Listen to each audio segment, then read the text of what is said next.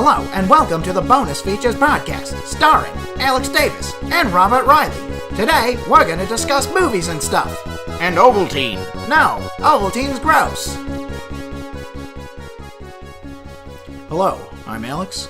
And I'm Robert. And welcome to Bonus Features with Alex and Robert. Alright, let's get started. So first on the docket, we have Danny Boyle seems to be the lead frontrunner to direct the next Bond film, which is tentatively titled Bond 25. Okay. And it seems as though he's got a writer in store, John Hodge, who he's worked with a few different times. Is he the guy from Trainspotting? Yeah, he wrote. That's what I thought. Yeah, and it seems as though if that were the case, they've got a story they're working on, and if he were to come in, he'd kind of be booting out the two writers who have written like the past 5 or 6 Bond movies, which I don't know how that makes you feel if, because the past 5 or 6 Bond movies are, they've kind of ranged from either amazing to pretty good. I would say pretty okay to great. Yeah. Well, for instance, I thought Quantum of Solace was pretty good, but I guess it doesn't really feel like a Bond movie as much as like Skyfall does. Yeah. Yeah, I'd be okay with him directing because I've never seen Trainspotting, but I've seen Slumdog Millionaire, and I'm like, all right, this guy knows how to make a movie. Yeah, and I think his not necessarily taste, but his scope of action in his films is pretty good. 28 Days Later is, of course, it's different because it's way more, kind of like, smaller budget, and it's shot on like a handy cam and all that. Yeah. But all the action sequences in that film are pretty well done. I think some people could also make an argument for saying that his action in movies is sometimes chaotic. But, I like me a good fight scene where I know what's going on, and I'm hoping that Danny Boyle can learn to get a little bit more, down to earth with the fight scenes if he ends up doing Bond 25. Yeah, I don't have a lot to say about this because it would work. Mm-hmm. I'm more concerned about, will Daniel Craig care? Yeah, it seems like he will, and I don't know if the story they've come up with, Danny Boyle and John Hodge, if it is like just another Bond story, or if it is like a definitive end to Daniel Craig's Bond character, or if that matters. I don't know. I'd like to see that. I'd like to see a cool send-off for Daniel Craig's Bond, because it seems as though this is going to be the last one he does. I think it sounds like it's kind of time. When you have an actor coming out as the character saying, I hate this. Yeah, it's this just sucks. I hate this. Sucks. I want to leave. It's like it's time to go. Let's pack it up. Speaking of packing it up, let's move on to the next topic. All right, so Jamie Lee Curtis has apparently rapped on the new Halloween. Yes. You heard about this? I did. And does that mean that she herself has rapped as Laurie Strode, or that the movie itself is also rapped? I don't know. I'm pretty sure it's just her. And is the movie slated to still be coming out this year? Is that correct, or is it next year? Yeah, it's supposed to come out the same month as Venom. Oh boy! It's a tough month. This franchise has taken a lot of turns, and it's just funny. This thing I've noticed, mostly with horror, is there's this tendency where they'll just be like, let's make the sequel, but let's ignore parts 3 and 4, and then the next one comes out, and it's like, no, well, this is a prequel, and it ignores what happens later in part 5 and 6, and it's just like look it up with the Texas Chainsaw Massacre. It's really confusing. Yeah, where it's like every sequel kind of just redoes the canon of the entire damn franchise. Yeah, because with Halloween, this will be twice now, because what it was is 1 and 2, and then 3 was supposed to be its own thing, but then 4 and 5 and 6 were all part of 1 and 2. And then the Rob Zombie mess. Well, hold on. We're not there. H2O gets rid of 4, 5, and 6. Because apparently people hated 6 so much. Because it's spoiler alert for 20-year-old movies. Right. But it basically adds that he was a druid or something. Yeah. He's the direct descendant of evil or something. And people just... It kind of reminds me of when they talked about midichlorians. People are like, I don't want to know. Which one was 6 the one with Paul Rudd in it? No, that was 5. Oh yeah, it's the same difference. But A lot of hold on. cultist speak. Hold your horses. 5 is much better than But 6. but it still goes down the road of like the reason why Michael Myers is crazy is because of cults and rituals and demons and stuff, and it's like kind of took away from the simplicity and magic of the original. Just like a creepy, scary guy who it's like you don't really know why. Right. So I get definitely. Yeah. I get why there would be like a recontextualizing of the canon of Halloween, but Okay. I do get it's like it is weird to see like we're doing it again. We're going back. It's been 40 years. Okay, but my point is, so they've went 1, 2, 4, 5, 6. HBO gets rid of 4, 5, 6, and then they're like, no. Now we're doing. Now we're going back again, getting rid of 4, 5, and 6 again. Actually, no. This would be getting rid of 4, 5, 6, and of course the greatest film of all time, Halloween Resurrection. Yeah. So boy. you see what I'm saying? It's like there's like, well, we'll just get rid of the sequels we didn't like again. Yeah. Or like, I don't know. So now that means obviously Laurie Strode's still live. Mm-hmm. And I don't know. I'm a little weary about this, but I like Halloween a lot. So obviously, I'm not going to kid myself. I'm not going to be like, cash grab. It's like, Right. yeah, it's working though. But the people behind the project, for me, this project is interesting mostly because of who's involved. You have David Gordon Green, who is the director of Pineapple Express and Stronger, no less, directing and co-writing this movie with Danny McBride. Yeah. Which I'm like, and then they're saying they have John Carpenter on record as having read the script and being like, hell yeah, this is awesome. So I'm just like, what is it? Didn't he also, like, no disrespect to John Carpenter, but like, it's like, didn't he also do Ghosts of Mars? Yeah, well. Okay, Is that I'm being a little unfair. Is that the Ice Cube one? Is that the one with Ice It's Cube? like him, Natasha Henstridge, and a score by Buckethead. Okay. No, not like I know that all sounds great, but But it doesn't. It doesn't shape out great. No, I mean it was just an average like bad horror sci-fi movie. His latter films definitely fell off because he has great films. I even say like some of his like least John Carpenter-y stuff is the best. Like I think Starman's his best movie. I haven't seen it, but he did the remake of The Thing, yeah. Yeah. Oh yeah.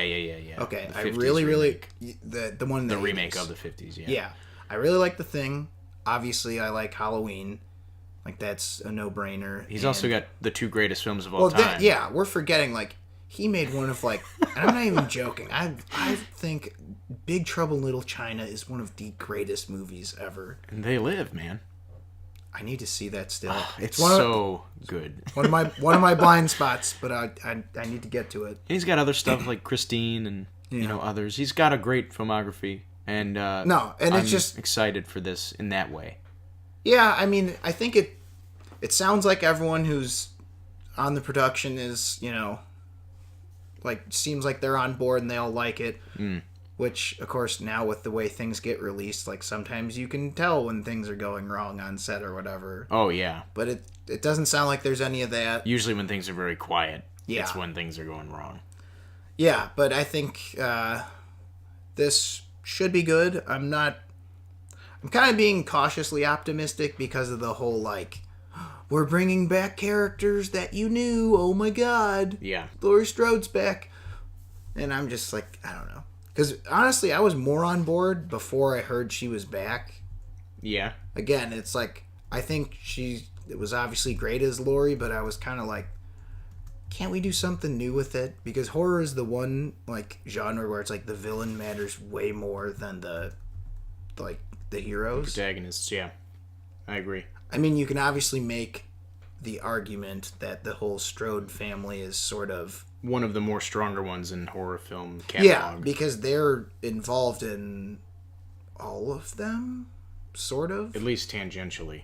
Yeah, at least in some way. So I guess I'm fine with having her back and them redoing the canon for the 3rd time now. Yeah. Whatever. It's definitely it's different, but it should be hopefully good. Yeah, I mean, I'm looking forward to it. All right, what do we got next?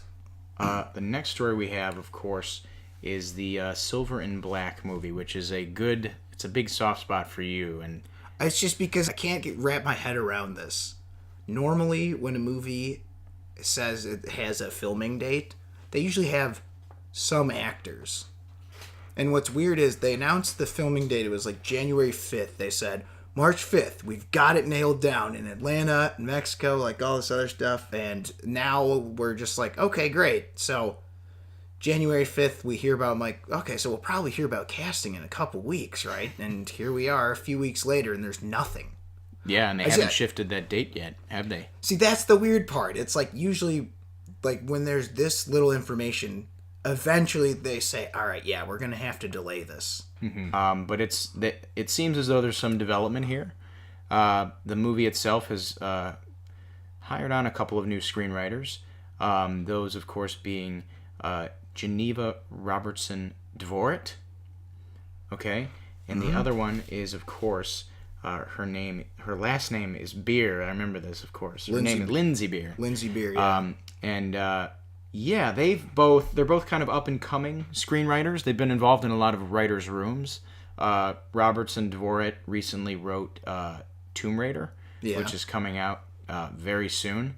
Wasn't that written by like a bunch of people? It probably. I mean, all of the bigger movies are, but yeah.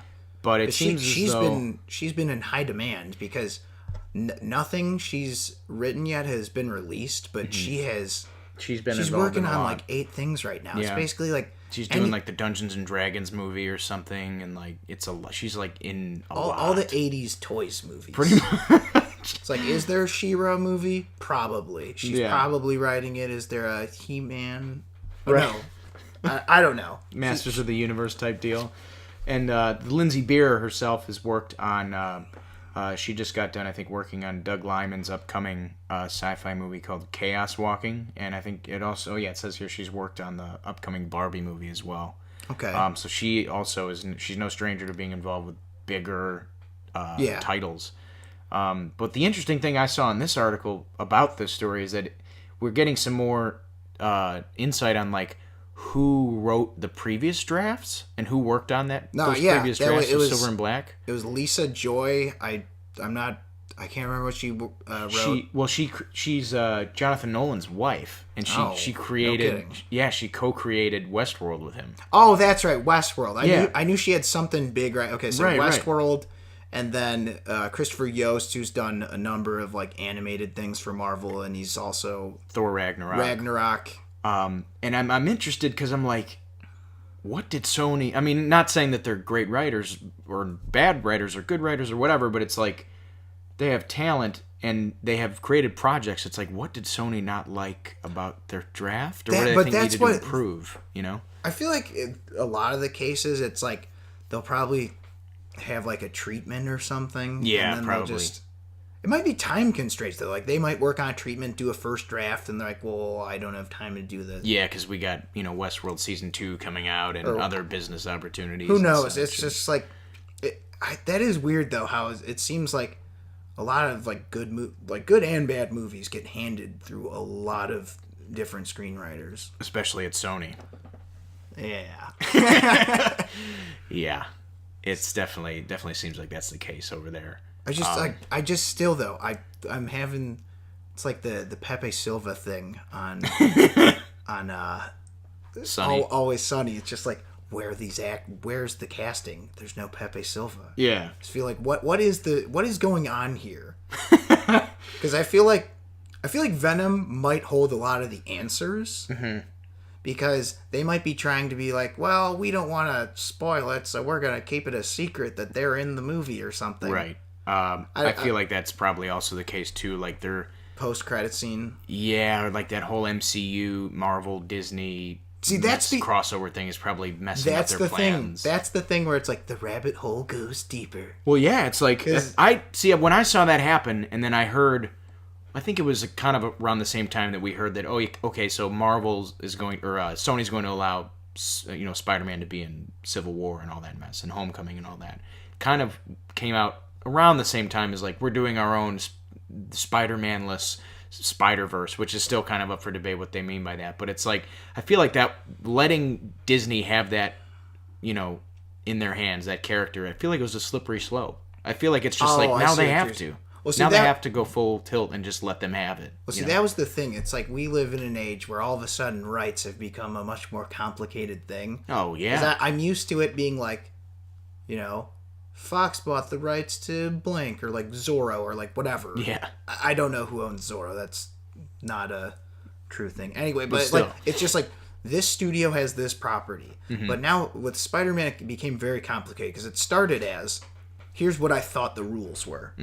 I thought the rules were Spider-Man is allowed to be in Disney Marvel movies, but Disney Marvel characters can't be in Spider-Man solo movies. But then Iron Man's in it. It's like, okay, so now the rules are Spider-Man side characters cannot be in Disney Marvel movies, but Disney Marvel characters can be in Spider-Man. Right. So basically, in layman's terms, it's like none of Spider-Man's villains are allowed to cross over. Yeah. But now it's just like this is becoming more complicated because of the Venom thing. There's that rumor about Tom Holland Being on set, Yeah. filming a cameo, yeah. It's complicated. I feel like we probably won't have an adequate idea of it until either we hear casting news on this, or production news, or we wait until Venom and just see what the hell's going on there, which is a long time from now. Well, because there was that other thing, though, about the Homecoming casting, Yeah. which everyone... The Femme Fatale character or whatever. Well, again, that's kind of vague, and that could describe, like, a lot of characters. Right. But everyone, of course, like, was like, oh, but could it be Black Cat? And then you're like, well, if that's the case, then this whole rights thing is just, like, completely, like, messed irrelevant up. and scrambled and mixed up. But yeah, we'll just have to wait and see. Yeah, it definitely sounds as though I'm going to take a wild stab at it and say they probably aren't going to make that shooting date. No, there's no way. Because it's just, this story was from what, Wednesday? Or last Wednesday, the 14th? Yeah, because it said that the script is still technically being written. Well, okay, it said that Lindsay Beer and Geneva Dwart Robertson wrote the draft. It's finished. And that Gina Prince Bythewood is doing a polish. So, I mean, it could be like a quick thing, who knows, but it's not like, oh, here, let me clickety clack clack clack. All right, 8 days later, yeah, we got this. Yeah. They're not just going to approve it that fast. It's definitely, Yeah. it's not looking good for them to make that start date, but Do you think it'll still come out next year? I think it could. What was the release date for next year? Is it summer? February, like early February. I think it was 8th or 9th. If I'm not mistaken. I think they'd be safer pushing back production to this summer and having it come out next winter. Next like 2019 December or October or November. Yeah, I guess. I just don't know that that'd be a big box office draw for winter. Yeah. It's just I just don't get what they're trying to do. I still don't have an adequate grasp on what they're trying to do, and their involvement and their kind of coming in the middle with Disney and Marvel is making it even more confusing. That's what I'm saying. This is like the weirdest thing, and I feel like a lot of the answers are going to unfold as we learn more about Venom. Yep. Because normally it's like you have a cast, okay, great, and then I'll just wait for the trailer. In some cases, I won't watch the trailer because I know what it is. It's just like, great, I have an idea. But with this, I'm just like, is this even happening? But that's the weird thing is like every time I'm like, this isn't happening, it's going to get delayed. Like some little tidbits like, oh no, it's still happening. It's like, is it? Yeah. It's just like very confusing. Are you sure? Anyway, we've spent way too much time talking about this. But it's No, it's meant to be talked about because no one else is talking about it. Okay, you know what? Fine. I'm gonna add this little bit. I know we've been talking about this for a while, but you're right. That's the weirder part to me. Yeah. That no one has been talking about this. And the fact that no one's talking about it is strange because even though it's two lesser known characters, at this point I just figured anytime one of these movies gets announced, everyone's going to be talking about it. Right. Yet they aren't. I mean, a number of people are talking about this particular piece of news with the script, but I mean in general, and I guess this is kind of a measure of how things work now. Like not even the clickbait, like people we want to see cast as Silver Sable. You know, like it's not generating the buzz. But I don't know. I was under the assumption that just because it's a superhero it would, but I suppose not. Right. And not even like the 10 reasons it's gonna suck. Like not even like Not even them. Not even the like typical like Sony bashing. Yeah. Which sometimes is fun, but you know. I don't know. Also, I'm gonna go out on a limb here. I'm not gonna say, oh, it's for sure gonna be good. I'd like it to be good. Yeah. I think because I like both of those characters. Same. And I think that... Because essentially you're just like, fine, if DC won't do Catwoman, Black Cat's the next best thing. Yeah, that's true. And then you've got Silver Sable. Right. Who's a pretty cool character because of the mercenary thing in the Wild Pack. It's just it's a big question mark right now, and I don't know why, especially this late in the game for them. This close to the, you know. I think we'll have to wait and find out. Indeed. Anyway. We sure will. Yeah, but okay, so now we're done talking about this. Yes, now finally. All right, so moving on. Cobra Kai teaser. Yeah. I have one word. Why? It's it's one of those shows where it's a show, is it like a mini series? Well, I mean, it's a YouTube Red series, so is it? Oh, that explains everything. See, that's what I was saying. Like, if this was a show on like what's FX called, or not FX? What's Spike TV called now? Paramount Network, yeah. Or like something like that, or like FX, or like if it was a really like dark reimagining, like I still probably wouldn't like it, but I would get it. Dark reimagining. Yeah, or like something like that. But like Johnny's been doing steroids. Yeah, some mess like that. I'd be like, okay, fine. They're going the whole Riverdale route or whatever. It's like that's a thing nowadays. But there is, I think I speak for, I hope a lot of people. I think a lot of people when I say that like YouTube Red doesn't really generate any content that's worth watching. YouTube Red sucks. Like it's not great. I don't mean to bash, but I do. They had one thing I ever. Yeah, they just YouTube Red has never had anything remotely appealing. I feel like the executives are just like, let's appeal to that 13 to 17-year-old demographic. It's like, yeah. What's cool with the kids? What phrases are they saying?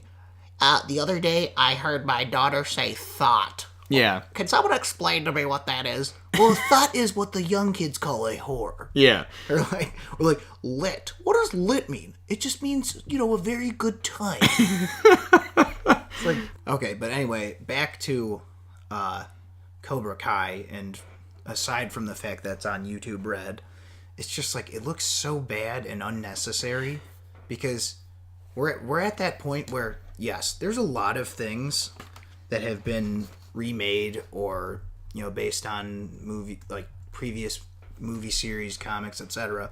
But this one just seems the absolute most unnecessary. Yeah, and it's a bad, it doesn't say a lot about your product if you have, Danny LaRusso and Johnny Lawrence squaring up against one another in the trailer, and it makes me die laughing. Yeah, and it's just like, you guys are like 40, aren't you past this? Even worse, it's like Ralph Macchio's what, like 50, 56? Well, okay, exactly. It's like 50, like he's in it. I love how he's in his dress pants. Like, yep, yeah. I'm going to give you a wheelhouse kick, or a wheel kick in my dress pants. Yeah, it's just not, it's not going to work for me, man. I'm not going to see it. There's a difference between, we're going to bring something back, but we actually have a reason to, versus we're just going to make this because we can. Mm-hmm. And this, to me, feels much more like the latter. Mm-hmm. Yeah, all right. So that's Cobra Kai. Looks not great. There's that.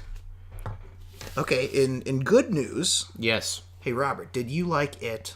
I sure did. I did, too. Well, do you like Jessica Chastain? I'm going to go with yes. Okay, cool. Well, then you're in luck, because she is in talks. And it was rumored for a while, but negotiations have at least started for her to be the adult version of Beverly in It Chapter 2. Yeah, this is just one of those stories that'll pop up, and you're like, yeah, I am completely on board with this. I mean, there's been like little murmurs of who else should be playing everyone else. Yeah, I heard what did they say? Like, I heard Chris Pratt for Ben. which one's Ben? Ben's the chubby kid. Okay, yeah. Which is fine. I mean, it kind of seems like he's being put everywhere. Yeah. But, that just means he would fit the age. Yeah, you know what? I guess he would work. It's just he seems like he's kind of being placed everywhere. Yeah. Especially in movies where he doesn't need to be in them, specifically, like, the Jurassic Park ones, I think, a little bit. Yeah. But it's a different discussion. Yeah, but I'd be fine with that. I haven't really heard... Oh, I heard an interesting one. Especially because if you read the book, I could definitely see this working out. For Stanley, adult Stanley, I heard Cillian Murphy. Okay. I'm alright with that. I could see that working. It's just my problem is he just doesn't look anything like the kid. Yeah, and he's definitely got, what was I going to say? He's kind of, he's not really in movies like that. Like he kind of does smaller things, and when he does bigger things... he was in Red Eye. Okay, that's true, yeah. He could do it. He could do it. I think he could probably do it, but it is such a weird... I feel like it'd be such a weird project for him to do, because he does a lot of, like, smaller, like... Now, like, he does a lot of smaller, like, art house stuff that aren't Christopher Nolan movies. Okay, so I guess not. But anyway, Jessica Chastain as Beverly, good. Yes, I'm feeling it. The possibility, even though it's based on absolutely nothing, of Chris Pratt being Ben, good. Fine. Yeah, I'm good with it. Cillian Murphy as Stanley, sure. Yeah. If he does it, I'll be glad. Who else? Who would you get as Bill? Bill. People heard saying Jake Gyllenhaal as a fan I don't fave. know. I'm okay with. It's one of those where it's like, as long as you don't cast like someone like terrible, I'm gonna see it. It's like the movie. The first was so good. I think they should try to do like lesser known people. Yeah, I could. When I saw that movie and I loved it as much as I did, I was like, you know what? I'm okay with waiting for these actors to age naturally into this role. That's how much I liked it. Now, granted, that's a long time. No, I'm not willing to wait. But still, it's like, that's just because I liked those actors so much, and I thought they fit those roles so well. Yeah. But obviously, that's not going to happen. So honestly, I trust the director's vision. Obviously, he's going to still be doing it. I trust him, and I think Jessica Chastain's a good choice. Okay. All right, what do we got next? We got the Batman Ninja trailer. The second trailer, at least. Well, this is the English dub, Yes. Yes. What did you think? It looks, it kind of looks amazing. It does. And I'm like, it's something where I'm like, really? Does this... You hear about it, and you're like, okay, fine. Reminded me of, like, that... remember that Batman, like, DVD that came out a while ago called Gotham Knight or whatever? It was like all the anime. Yeah, but that was awesome. It was awesome too, but I'm like, we already kind of had an anime Batman type deal. But seeing this trailer is just... You got to see the trailer. It's so good. It looks so badass. The only thing I have to say, sort of negatively, is the animation style, that like half CG, half like traditional. 2D, yeah, it looks odd. It looks odd, but I'm willing to completely overlook it just because this is right up my alley. Samurais and Samurai and Batman. And Bane is a sumo wrestler. What's there not to love? It's just like you can't look at that and be like, nah, not for me. It's just like you look at that and you're like, dude, why not? The other thing is, Batman's one of the few things where you can do Batman, but this version, or like this different mythology, samurai, or like Victorian England, like with or Batman's a vampire, or all that stuff. Like Batman, for whatever reason, works really well with retellings. Yeah, it's because he's been such a part of American and just culture, literary culture for the past almost 100 years now. It's like, I think he's marinated enough for us to allow other interpretations of it, and for them to be fucking cool. it's like Frankenstein or something. Yeah. Like it's something that's pretty much at this point so classic, it's going to be done 100 times over whether you like it or not. Or Dracula. Or Yeah. Actually, I think Dracula is maybe a better comparison. But it just looks. Check it out if you haven't seen it, because it's definitely something, and something in a good way. But when you watch it, do you want to hear which voice cast? Oh yeah, I forgot about who I forgot about who the voice casts are in Well, the it's English just dub. the Japanese. Well, generally with anime, which I'm not huge on, but when I do watch it, I kind of prefer the Japanese casts, Okay. unless it's like Dragon Ball Z.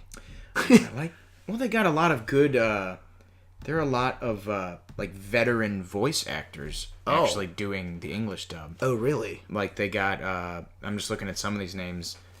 Fred. I never remember how to pronounce his last name. Fred Tatasciore. Yeah, that guy has been doing this forever. Roger Craig Smith, who is actually he was the voice of Batman in the Batman Arkham Origins game, and he was pretty good. But he's in there. Tara Strong, Tom Kenny, Will Friedle. I'm liking that cast. Okay, you know what? I guess it'll probably be easier to find the English version here, so Yeah, that'd be cool if they release it where you can choose. I would be interested to see both. You know, Yeah. if it's that good, if it's terrible, yeah. which I don't don't know think it how will be. I can't imagine how Joker in samurai armor and Batman in samurai armor charging at each other with katanas could be bad. Yeah, no, it can't be. I'm quite excited. Yeah. So moving along, let's see. Oh, okay. I've been wanting to talk about this because I just discovered a couple days ago. Mm-hmm. There's a movie apparently being produced by Joe Dante, Yes. and the movie is based on a short called Teddy Bears Are for Lovers. And that short is pretty crazy. It's pretty wacky. Did you watch it? Yes, and it's wacky in a good way. But it's a concept that, like, you think about it and you're like, yeah, that would be a good idea for a horror movie. And basically, did you want to explain kind of what the concept was? Well, okay. I guess the concept is there's this guy who is kind of a serial dater, or at least it's implied, and he has given each girl a teddy bear. But little does he know, all the girls he's broken up with have had these teddy bears come to life. Yeah. And they all decide to gang up on this dude and try and kill him in his apartment. Yeah, and the teddy bears have been neglected by these jilted lovers. They've torn them up and, burned them and stuff, and it's like... Yeah, so they're like a little dilapidated, some of them. Some of them are taped together. And Yeah. It's good. Like, it's a creepy idea, and... I thought the score and the cinematography, it's just like... It's funny. And fun and scary. Yeah, and, I was honestly like, I was pretty creeped out by it. Yeah, and it's if there's a director or a creator that knows fun, scary, and weird, it's the guy who made Gremlins, Joe Dante. Yeah. And like I totally see a Gremlins vibe in that short. Yeah, I was saying it's... Didn't he also produce or direct, was it Small Soldiers? He probably did. It seems like it. I don't know why, but he has a lot of films where he just like, this thing comes to life, or like stuff like that. Yeah, Small Soldiers. Okay, yeah, that's what I thought. He also did The Burbs. I didn't know he did that. Well, there you go. So this guy would be perfect. Well, he's executive producing. I don't know. Is he directing or no? I don't know. I don't know if they have a director yet, but I would be interested if they bring back the dude who made the short. Yeah. To get him as at least like the writer. Yeah, because I really like... you know how I feel about short films. Mm-hmm. Short films. Yeah. It's about a clown that's out of work and like he smokes cigarettes in the park and speaks French. Like I don't need to see that kind of shit usually. But this was great, and if you haven't seen it, I suggest you check it out. It's called Teddy Bears Are for Lovers. Mm-hmm. It's great. All right. So the next piece on our docket is actually an animated show coming out to the network that is the Cartoon Network called Craig of the Creek. And I had actually not heard of this show until you told me about it, and I watched a couple clips from it, and it actually, in my opinion, it seems pretty interesting. Like, the concept of it is kind of neat. Yeah, kind of, you know what it kind of is? It's like the chapters of It, yeah, where the Losers Club just hangs out in the like the quarry or not the quarry, the river, yeah, like the little creek area. Yeah, so yeah. this kind of looks like it's just about kids hanging out like outside. It looks like a fun like adventure type show. That was what that was what struck me about it is like, yeah, it's about these kids that just hang out in this like grove or like this creek area. Yeah. And like the clip I watched was like the main character Craig is like trying to draw a map of the creek. Yeah. And it just reminded me of like being a kid and like, you know, there being a specific landmark in your neighborhood that you wanted to explore with the gang and like going there and then, you know, seeing stuff. And it seems fun. It seems like a fun idea for a show. And I enjoy the 2D animation. Yeah. I think it looks neat. I think one of the things that kind of looks appealing about it is they're finally doing a show that isn't like fantasy land in like, you know, like I love Adventure Time, but like I feel like as soon as that show became popular, they started to make a lot of shows that were a little too similar, like Magus Swords or whatever. Yeah, OKKO. Or whatever. Yeah, it's just like all of these are just like, you hear that? They like the like quasi medieval stuff. Make more of that. See, yeah, yeah. Like I don't know. This show looks like it takes little elements of that, but I kind of like that it's a little more reminiscent of... It looks like a welcome departure from like the kind of heightened like fantasy and like sci-fi stuff we've been getting as of late from... Isn't there like little bits of that in this though? I didn't see much, but if they're willing to do that at a level that is, you know, with, you know, the real life stuff still taking precedent, I'm fine with it. Yeah, see, that's what I mean, is like even if there is going to be heightened stuff, it's like there are slice of life. It's kind of like how Dexter's Lab, like he still goes to school and has his sister like bug him. Mm-hmm. And then he goes to his lab and does crazy stuff. Right. Whereas like I feel like if Dexter was made now, like the whole town would be like him and just have all these like robots walking around. Mm-hmm. All right, yeah, so it looks pretty good. Agreed. I do think it also looks good. Yeah, so apparently that is going to have a March 30th TV air date. Okay. And apparently the pilot is already on the CN app, which I will not be downloading. I don't... This sounds like the CBS All Access. It's like, well, you gotta pay like what it costs for Netflix to watch 2 shows. It's like, no, I'll wait. No, yeah, I'll wait. Anyway, yeah, so that's that. Moving on, we've got... This is actually a pretty big story. Mm-hmm. I don't know if you care at all, but... A little bit. UFC's contract with Fox is due to expire in December. I don't know whether they'll renew. I think they probably will. Because I don't think like UFC's like down in the tubes that badly. Right. It's just right now one of their biggest problems is certain stars are kind of uncertain about their future. Like Conor McGregor. And Rousey's retired and now going to WWE. Right. And then there's this other phenomenon which kind of annoys me when people say, like, he's not enough of a character, like Stipe Miocic. Yeah. It's like, oh, I'm sorry, he beat Francis Ngannou. What does this guy have to do to earn respect? Right. It's like, he doesn't talk enough shit. I don't like this guy. It's like, yep, great. But yeah, so I don't know whether they'll renew it. I would guess yes. The one thing I could see maybe holding it back is they want to try and do exclusively pay-per-view, but I don't really know that would be the best idea. I mean, do you watch a lot of these? Because I try and watch them when I can. Same. I'll watch them every now and then. Or I'll, be in a bar where it's on, on the TV in the next room or such and such. I mean, these last couple of months, I've seen a bunch of them. Mm-hmm. Some of the fights have been pretty good, and there's been a few that have kind of been mediocre. I don't know. Well, like the Cyborg Holly fight was a bit disappointing. It was one of those fights where someone was so much better than the other at grappling. So anytime Cyborg tried to take her down, she just backed up against the cage and just like stuffed the takedown for dear life because she's just like not going to bother to grapple. I don't know. It's definitely I can tell that it feels like not necessarily that the boat's sailed, but like maybe it's losing a little bit of steam. I think part of that's just they need to find the next generation of guys. Yeah. There's one guy. His name's Israel Adesanya. You check that out. How do you know how to spell it? Just search Israel Adesanya. Yeah. He's the guy. He's Nigerian, but from New Zealand. Yeah, that guy is awesome. He's a really, really good striker. Cruiserweight, huh?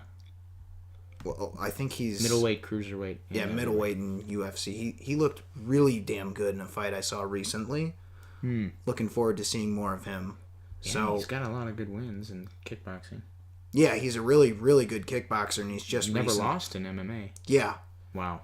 So I'm excited to see more of him, but I think it's just a matter of finding more guys like that, and I think it ebbs and flows. Yeah, it'll come in waves, I feel. Yeah, so I think maybe they're in a little downturn, but I think there is hope. It's like, because a lot of people are just like saying like it's done, it'll get sold or bought or whatever. I think they have a chance to turn it around.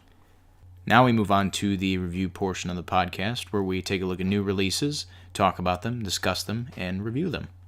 There's a movie this weekend. I don't know if you've heard about it. It's called Black Panther. It came out. Did you check it out? I think I heard of it. Right. Exactly. Did that make any money? Did it do well? Do people like it a lot? Kind of almost unreasonably so much? I'm sorry. I've been living under a rock. You'll have to clue me in. I know. All in jest, it's been doing crazy well. People have been really loving it.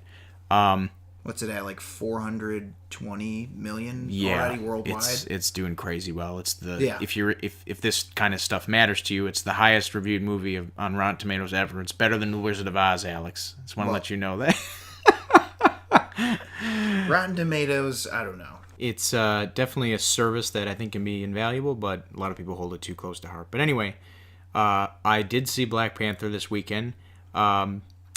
I did too. Can you believe it? I know, it's so That's weird crazy. that this happened and I know, we're here to talk about We it. both saw it. I know. I don't know anyone else who saw it. Really? No.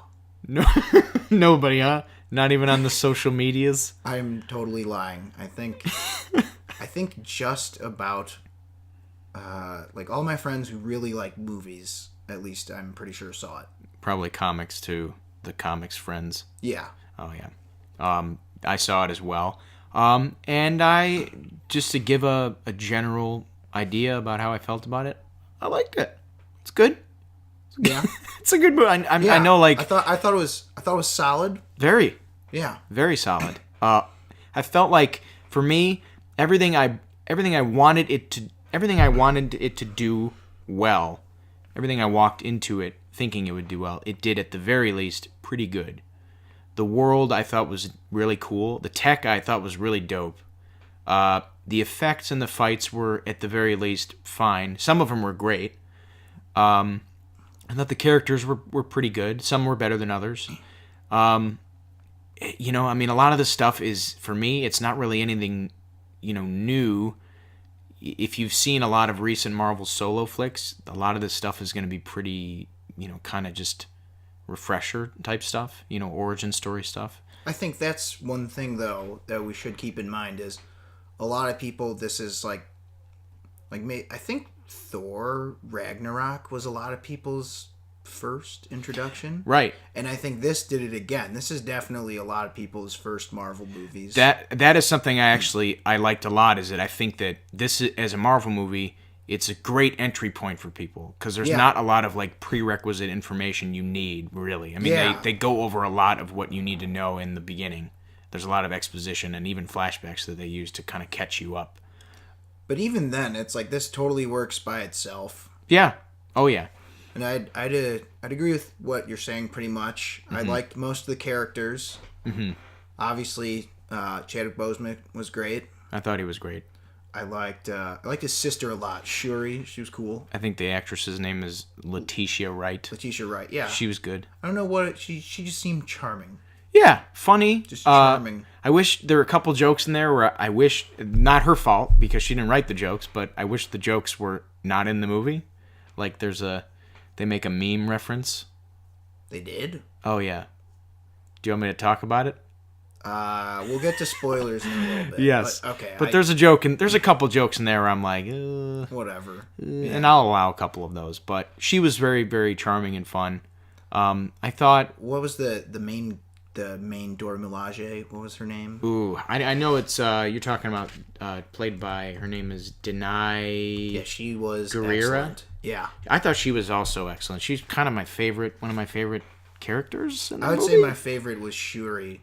I like Shuri, but she kicked ass. Yeah. She really kicked ass. And I thought really she had good. some cool cool moments too. I thought Lupita Nyong'o was fine. Yeah, I mean, honestly, like, I'm not gonna like hate on her and say she was bad, but she was fine. She was a serviceable character. I just didn't really. Her character is I wish they would have given her character a little bit more personality. Yeah, because she's kind of like, relegated to just being the love interest in this. Well, no, but she's also kind of the I'm a do-gooder and I'm concerned about people and stuff. The well-being of the It's like I get it. But she's fine. Selfless. Yeah, like she's she fine. does a fine job. I thought. I mean, the supporting. We didn't even talk about Michael B. Jordan. I really liked Michael B. Jordan's character. I know you were less enthused by it, mostly by kind of, I don't know. I guess what were your thoughts on him? Well, I kind of felt like he had a great motivation, and it's like that's one of the things people complain about with a lot of Marvel villains, and I'm like, yeah, I agree. I just didn't think his actual performance was really anything to write home about. Yeah, it was. It's definitely different, and it's not like that was the thing I liked about his character was like he's not just like this, mustache twirling like F you main character. it's like he actually has like a fabric of like a history where it's like, oh, I get why this guy's like this, Yeah. And I like that. I thought that as far as recent Marvel villains go, he's one of the more like I'm gonna remember him more than that's what I'm saying. He's more memorable, but I'm saying like his performance itself is like just okay. Yeah, because I've seen him give better performances in honestly much worse movies. Don't mention Fantastic Four. Yes, that's no. I thought what I thought he was. He was great. Yeah, as Human Torch. I thought he was great as Human Torch. I might have to agree. Even though that movie was kind of garbage. Yeah. I think his performance in Creed is also exactly very, very underrated. I haven't seen Creed, but I feel like most people who've seen Creed would. Well, answer me this: which do you think was a better performance between Creed and Black Panther? Creed. Yeah, because obviously he has more screen time in Creed, and also the character's better and it's more established, and like I know who it's just better. I also have an interesting thing. As I was watching the movie, I noticed an interesting thing about Michael B. Jordan playing Killmonger and also playing Adonis Creed. Yeah. But it's a spoiler, but I can't get into it until later. Well, let's see. We went over characters. Mm-hmm. We didn't talk about much of the action, did we? Yeah, let's talk the action. So the set pieces themselves aren't really spoilery. No, as long as we don't talk about like the outcomes or like the plot. Okay. I'll say this. This is not spoilery. There's an SUV chase. That's in the trailer. Yeah, there's an SUV chase in South Korea that I thought was great. Yeah. It was actually the part in the movie where I was like, yes, this is what I came to see. I actually have two favorite scenes. Really? They're the same location though.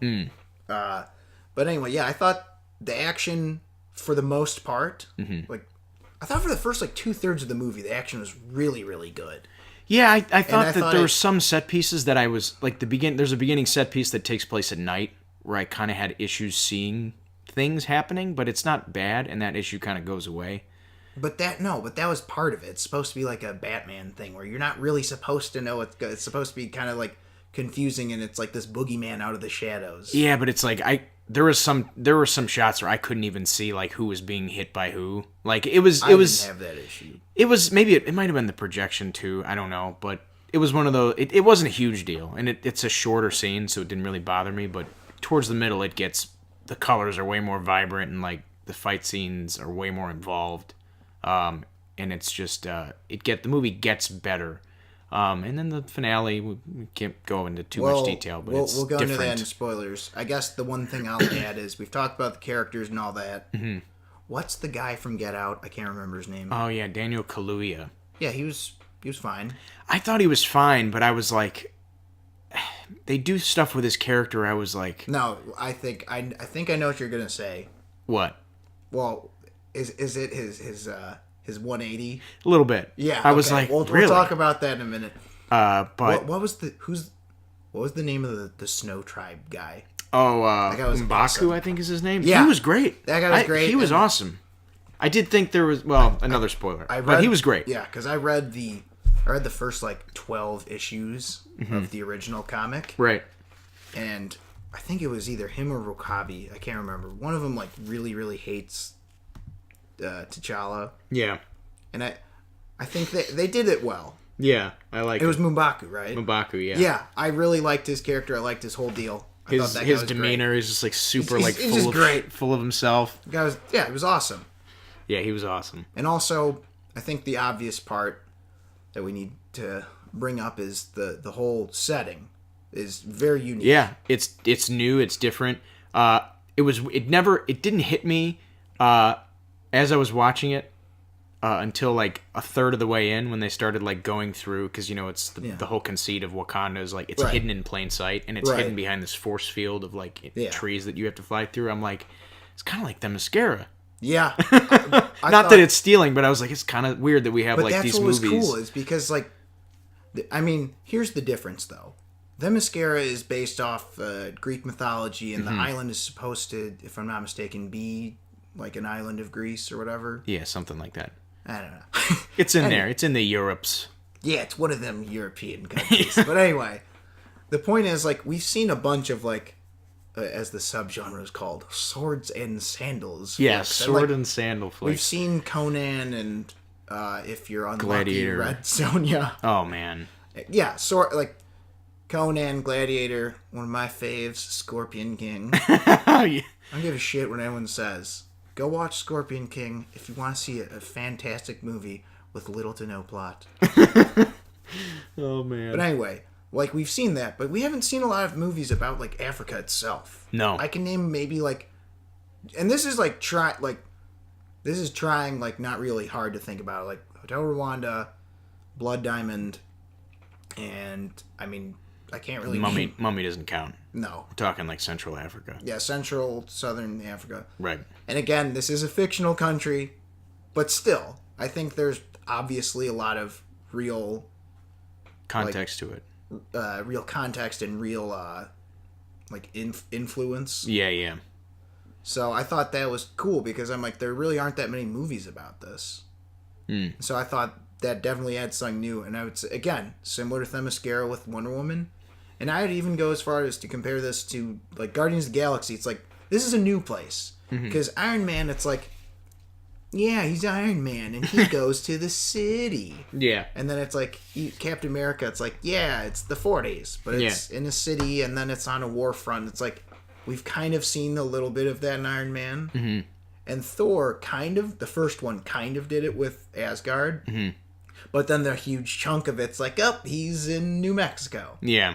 So it's like, great. We've got some scene where you had to block off a street for a day. Yeah. In some metropolitan city. In Avengers, Suicide Squad, all that, it's a little repetitive. Again, it's not like, it's a little bit of a nitpick, but it is nice when there's the ones where it's like, this is a completely new place. Like, Thor Ragnarok did that well, too.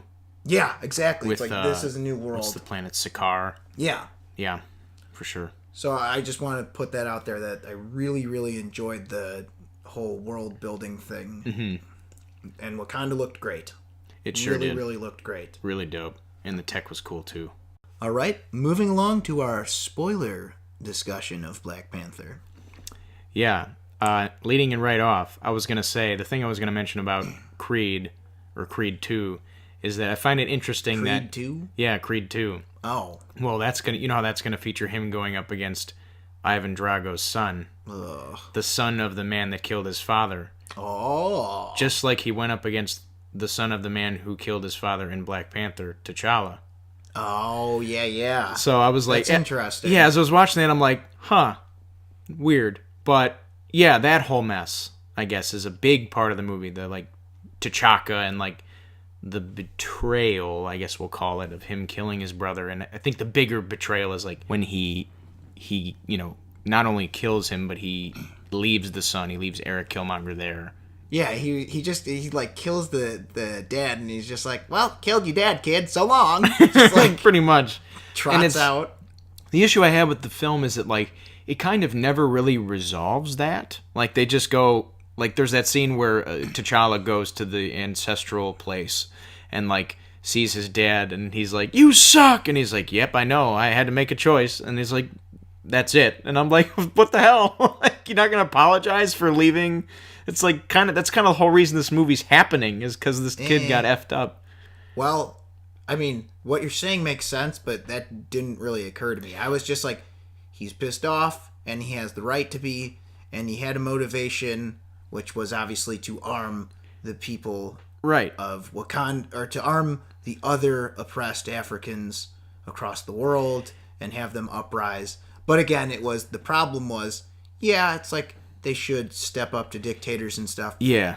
But killing every last like man, woman, and child who gets in your way or even thinks about arming the opposing oppressed, versus like just helping the oppressed. Yeah, versus like empowering. Yeah. So I get that motivation, and I don't know. I guess that was enough for me. I didn't really think T'Challa needed his dad to be like, "Oh, I'm sorry for basically helping create this monster." I wanted like an end to that relationship, because like it starts out and it's like, I miss my father, and I don't know what I'm going to do without you, and all that stuff, and it's like, oh, that's sweet. And then like it's like we go from that to like, you're the reason this is happening, and stuff like that, and you're like, and we just kind of leave it there. Like there's not really like a final scene where he's like, I know I made mistakes. What was he supposed to do? I would have liked to see him be like, I messed up, you're right. But he's like, he just basically says like, I don't care, I made a decision. It's like, no, idiot. It's like, why should I care about you dying in Civil War then? It's like, if you're an asshole. Okay, I mean, again, I don't know. It was small, but I was like, I see what you're saying, and that literally never occurred to me. It'd be like finding out that like there are some Batman comics where you find out like, oh, Thomas Wayne is evil, or like he's involved with the mob or stuff, and it's like, cool. So you just like destroyed Batman's entire like reason for fighting crime. It's just like stuff like that. It's just like kind of muddies the waters, and I get why they did it, but for me it was like, why make me care about this character when you in like the same hour reveal that he's just an asshole? Well, but I think that was part of the thing, is it's like, well, he was kind of like, you can't be a king and a good man at the same time, or whatever. Yeah, no, it's like a complicated business. Yeah, that makes sense. So I thought that's more of what it was, because he has to make big decisions, and it's just like, what's that saying? Like, heavy is the head that bears the crown, or whatever the hell is that a saying? Something like that. I get that though. But it's just like it's a burden, and I think that's what made this great. And I thought that was a whole interesting part of this, because it was kind of like a different version of Tony Stark's whole thing about having, he's just like, it's so hard being rich and signing contracts. This is like, Jesus, I have to run this country. This is tough shit. Yeah. Another thing that really, it didn't bother me at all that much, but like I would have liked more is like it felt like, so Killmonger does a lot of speaking about, oppression and like getting back at the oppressors or the ancestors of the people who oppressed his ancestors and such like that. And it works to make him, a villain, because he's obviously going, there are people who feel that way, but he's going about it, and he's acting on those feelings in very, very violent and evil ways. See, and that's kind of what I liked about this character. Okay, because it's kind of like I liked his whole deal. His performance was fine. Yeah. It just didn't wow me like everyone else did. But that's one of the things I found interesting, is here we have more of a gray area. Yeah. Because even other characters who may have had, like justified or whatever explained motivations. Yeah. His is like, well, it made you think. You're like, yeah. You had to think about the duality of it. Because on the one hand, okay, he's trying to make an uprising. It's like, oh yeah, great, free people from oppression. And it's like, but we're gonna do that by like, just coming in and just like killing people and just like fucking shit up, basically. Yeah, yeah. And it's like, well, you have to draw the line. Yeah, yeah. I guess what I wanted was like a little bit more like pushback from T'Challa, like especially at the end, because when we see him dying, he makes a comment about like, I want you to bury me in the sea with whatever, and it's like, T'Challa doesn't really say anything to counter that like jadedness. But that's also because he can't relate, because he stayed in Africa. That's true. I would have liked to see a little Killmonger was raised in Oakland. In Oakland. Yeah, and I get that. But I would have liked just a little bit of pushback, like, you know, the moment at the end of the Dark Knight where like Batman's like, "What were you trying to prove? That deep down everyone's as ugly as you. You're alone." Like just something like, you know, What like, would dude, T'Challa have said?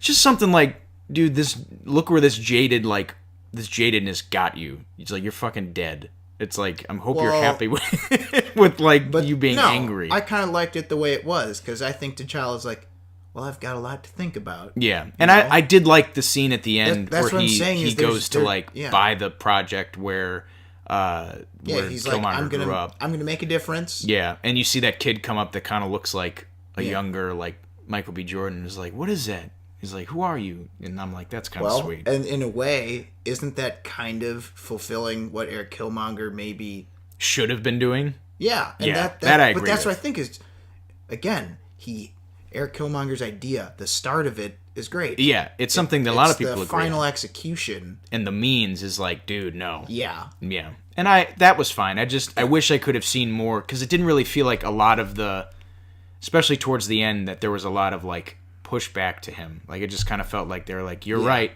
but it's like, I didn't think he was. So let's talk about the action and full spoilers. Yes. First and foremost, I want to talk about my two favorite scenes in the movie. Go ahead. So those waterfall challenge fights. Oh man, they're great. Awesome. They're great. And I love the choreography because it looked like, you know, when you watch Gladiator and it's not like just like, yeah, Taekwondo, and it's like, this doesn't make sense. Right. This is supposed to be like, make them fight. Like, obviously I've never seen Gladiators, but they're not going to be like, did you see the way he jumped into that triangle choke, bro? Right. You know what I mean? So it's just like, there's different styles of combat, and like I thought that was really cool. The shield and the clubs and the swords and the spears. And Killmonger just has like he's just got a sword and like another club. He doesn't even have a shield. It's just super that awesome. style of fighting was great. Yeah. That was great. I love those two scenes. Like, yeah. I don't know what it was. I had like a weird like flashback. I'm like holy shit, this is so good. Like I was thinking of Gladiator in my head, even though they're not like exactly the same type of fight scene at all. I don't know why, but like I was just like, holy shit, I haven't seen like a fight scene like this intense in a while. Especially the one with Killmonger. Yeah, where it's like both of those were amazing. And yeah, okay, so you know how it starts. It's like, who will challenge like T'Challa? And then it's like, I will not challenge. It's like, I will challenge. What's his name? M'Baku. M'Baku comes in. I kind of wanted it to be like, that was tiring. It's like, is there anyone else who'd like to challenge? I would like to challenge. It's like, are you fucking serious? I just wanted the whole movie to be like 10 of them conspiring. Like, yeah. Okay, guys, I think if we save you for last and we tire them out these 9 guys, we can do it. So I just wanted to be like, I challenge. Okay, that was exhausting. I challenge. Yeah. Okay, I'm a little tired. I think I'm gonna puke. I challenge. Let's pick this up tomorrow. It's like, yeah. It's like 20 challenges later, the movie just like, to be continued. Oh man. I would have loved. I'm not even joking. A whole movie of that. I would have loved it. I would have loved it. It definitely would have been something. Yeah. It would have been different, but I like have like a guy like Gareth Evans, a guy who did The Raid, make it that movie. You know what? I could see that working because I think if you've watched like, I sound so pretentious. If you've watched a lot of Pencak Silat videos, if you're an Indonesian martial arts connoisseur, such as I, no, but like Silat, kind of the movement, it looks kind of like different than like modern martial arts, obviously. Right. Like, even ancient Muay Thai looks different than modern Muay Thai. I think he could make that work. Mm-hmm. All right, Gareth Evans, I've got an idea for you. Here we go. Yeah, but I love those two scenes. I did too. Those were easily my two favorite scenes. For me, it was I mentioned it already, the South Korea segment. Yeah, for me, I love was that super, segment as well. Just because I'm a big fan. If you can do a car chase, like some of the best car chases ever in movies, it's like when you do them well. I mean, this one was good, but let's. Well, I mean, like if you can do it really well, and I thought this movie did it pretty damn well. It's pretty great. You know what it was? It was a good mix of like regular car chasing but adding in like, why is this Combat. special with Marvel? Yeah, because like you have a self-driving car, and then you have Dora T'Challa Milaje. on top of it, like jumping around Jesus and like. Christ. What is the main Dora Milaje character's name? Her name is. Okoye? You might be right. Or that's either her or Nakia is that that's Lupita Nyong'o. and Shuri is the Shuri is his sister. Okoye is her name. Okoye, yeah. I thought like her whole deal. You know what I mean? There's just like to me With her staff and all yeah. that. See, you and I have talked about this a couple times. The thing that makes action good, like I'm not one of those people. Like, no CGI. Like it has to be all practical. Yes, obviously practical is usually better, but there are ways to use CGI. Like, well, how can we do something like totally ridiculous that we'd never be able to film, or like it would be a lot harder to do? And I thought like the spear thing, Where she crashes the car and she flies out and uses the spear to like. yeah, to like slide on the Yeah. door. That's using your noggin instead of it just being like throw spear, car explodes. Like Right. this is what I've been trying to tell people is like there's an art form to action just like anything else, and it's like And that also the goes. specifics. 'Cause Right. it's like she It shoves goes- the spear and it like splits Exactly. the car, and then they get blown up, and then she slides on the door like using the spear. It's like, you know what I mean? It comes together, and it's Yeah. like, oh, that's a cool moment. You And a lot of remember why it worked Yeah, and you remember the image instead and of all her that. just like, oh, generic like action roll. Flip and roll, yeah. Yeah, like And I think a lot of that also goes hand in hand with the tech, because I think the whole self-driving car element for one, but also like I love the concept of like, here's this suit where it absorbs kinetic energy and you can shoot it out at people, and I'm like, that's so cool. Like that. Here's why that bugged me. We're about to get another movie next year where the character's chief power is that Who's that? Captain Marvel. Like, Oh, right. She's super strength, flight, and can take an energy and shoot it out. Watch them actually tie that into Black Panther. Like, we got this technology from some Wakandan whatever, or, you know, because that meteor did come true. from Earth, or it did come down and land in Wakanda. Oh, that I The didn't vibranium think, ore thing? Yeah, but that's like I don't know. I kind of would rather, but that also it kind of annoys me. It's like, like it kind of made him like nothing's gonna hurt Black Panther now. Well, there were a couple times where it's like he actually does, like, which was kind of weird now that I think about it, is like he gets shot and like he can absorb the bullet, and then like he jumps on a grenade and like a literal frag grenade, and it'll absorb it, and then he gets shot with a grenade launcher from like an underbarrel grenade launcher, and that's what stops him. I'm like, what? I'm like, that's not more powerful than an actual frag grenade. I don't know. My But point, but still. that's the thing is like that's one small complaint I kind of had is like he's a little too invincible. Yeah, I like the idea of it, and that scene where he's like on the car and he uses all the kinetic energy Yeah. to bust it and flip up from it. It's just Yeah, no, I thought that was cool, but I don't know. It's just like I feel like they need to curb the not full super strength characters just a little bit. Yeah. Because like Captain America: Civil War, I'm like, I thought he was on the edge of maybe a little too. Captain America was like almost. He was getting close to the line of like too strong. Right. But like they, he still can be hurt by like bullets and shit. And like Black Panther, I feel like they should have made him a little bit stronger than Captain America. Yeah. Because it's like the super soldier serum's like pretty good, but like it's like, yo, but check out this like herb Heart-shaped, drink I got. yeah. Yeah. So I don't know, that it didn't really bug me that much, but it's just like, and I hate using this word, like, where's the stakes? But Yeah. like I kind of, and it's like, here's my view on it. If your character's super skilled and they don't really get scathed a lot, like most of Bruce Lee's characters in his movies, Right. but when he does get smacked, you're like, oh shit, he's human. Yeah. He is human after all. Or like when especially in Enter the Dragon, he gets scratched up. It's like, oh shit, like he does bleed. He is human. Yeah. That's And, why I like, like I felt like this. those moments when they took that away. Yeah, Like the see, fights. and that's what was I saying? My two. Those are the favorite most scenes. intense ones. Yeah. I did like just.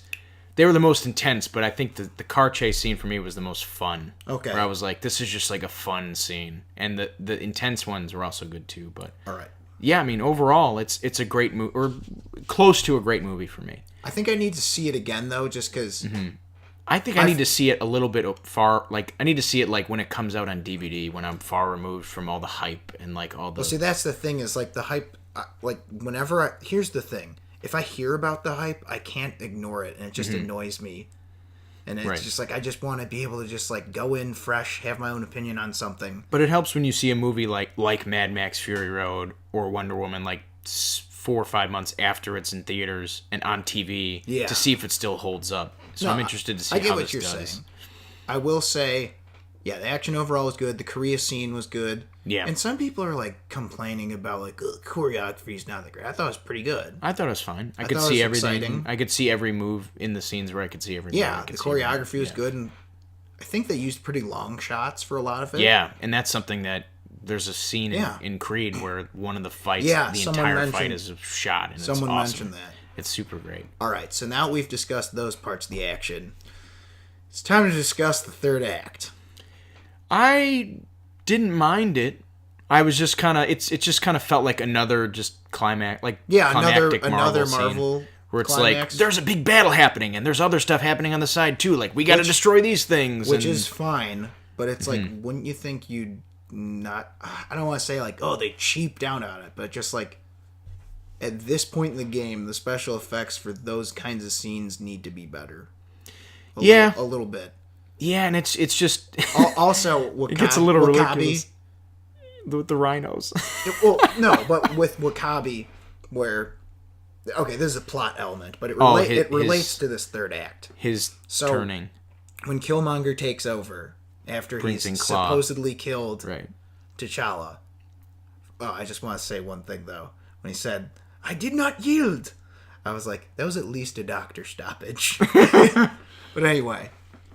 So he returns, and he's like, I'm the king. And it's like, oh, but he's the king. And that's like, okay. And then Wakabi's like, yeah, I guess he's, fuck it. I'm staying with Killmonger. It's not even like that. It's like, yeah, he killed Claw. And it's like, dude, T'Challa's like your guy. You guys are like friends. I guess you were supposed to be friends. And it's like, now Killmonger comes along.